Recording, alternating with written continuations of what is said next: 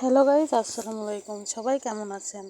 আশা করি সবাই অনেক ভালো আছেন। আমি অনেক ভালো আছি। আপনাদের মাঝে চলে আসলাম নতুন আর একটা রান্নার রেসিপি নিয়ে। এটা হচ্ছে রুই মাছ, ঠিক আছে? আজকে এই রুই মাছের ঝোল করা হবে। প্রথমত মাছটা দেখতেই পাচ্ছেন, মাছটা আজকে অন্যভাবে ঝোল করব।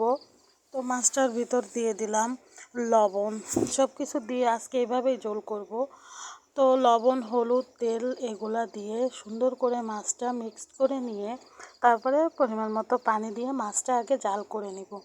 তো মাছটা আমার জাল ঢেকে দিয়ে জাল করে নিব। তো মাছটা জাল দেওয়া হয়ে গেছে।